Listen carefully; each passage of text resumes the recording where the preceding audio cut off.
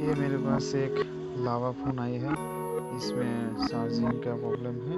ये charging pin change करेंगे अभी।